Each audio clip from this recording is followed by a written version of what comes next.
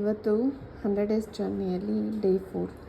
ಇವತ್ತು ಏನು ಕಲ್ತಿದ್ದೀನಿ ಅಂತ ಅಂದರೆ, ನಾನು ಕಲ್ತಿರೋ ವಿಷಯ ಸೇವಿಂಗ್ ಇಂಪಾರ್ಟೆಂಟ್ ಅನ್ನೋದು ನಿನ್ನೆನೂ ಹೇಳಿದೆ. ಬಟ್ 10 ರೂಪಾಯಿ ದುಡಿದ್ರೆ 10 ರೂಪಾಯಿಯನ್ನು ಹೇಗೆ ವೈಸಾಗಿ ಖರ್ಚು ಮಾಡಬೇಕು ಅನ್ನೋದು ಇವತ್ತು ಅರ್ಥ ಮಾಡ್ಕೊಂಡಿದ್ದೀನಿ.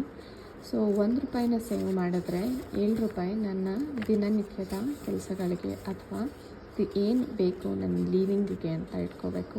ಇನ್ನೂ 2 ರೂಪಾಯಿ ಎಮರ್ಜೆನ್ಸಿ ಫಂಡ್ಗೆ ಅಂತ ಇಟ್ಕೋಬೇಕು. ಇನ್ಶೂರೆನ್ಸ್ ಅನ್ನೋದು ಮಾಡಿಸ್ಲೇಬೇಕಾಗತ್ತೆ. ಸೊ ಇದು ಎಲ್ಲದರಿಂದ ಎಮರ್ಜೆನ್ಸಿ ಫಂಡ್ ಇರೋದ್ರಿಂದ ಇನ್ಶೂರೆನ್ಸಲ್ಲಿ ಎಷ್ಟು ಕ್ಲೇಮ್ ಆಗುತ್ತೋ ಕ್ಲೇಮ್ ಆಗಲಿ, ಉಳಿದಿರೋ ಅಮೌಂಟನ್ನು ಅದರಿಂದ ಕಟ್ಬೋದಾಗತ್ತೆ. ಯಾವುದೇ ಡೆಪ್ಟ್ಸ್ ಅಥವಾ ಯಾವುದೇ ಫಂಡ್ಸ್ ಬಂದ್ರೂ ಎಮರ್ಜೆನ್ಸಿ ಫಂಡಲ್ಲಿ ಇರುತ್ತೆ. ಎಂಥ ಸಿಚುವೇಶನ್ಸ್ ಇದ್ದರೂ ಎಮರ್ಜೆನ್ಸಿ ಫಂಡಲ್ಲಿ ಯೂಸ್ ಆಗ್ತಾ ಹೋಗುತ್ತೆ ಅನ್ನೋದನ್ನು ಇವತ್ತು ಕಲ್ತ್ಕೊಂಡೆ. ದುಡ್ಡನ್ನು ಹೇಗೆ ಉಳಿಸ್ಬೇಕು, ಅದು ನಮ್ಮನ್ನು ಹೇಗೆ ವರ್ಕ್ ಮಾಡುತ್ತೆ ಅನ್ನೋದು ಕಲ್ತ್ಕೊಂಡೆ. Thank you so much.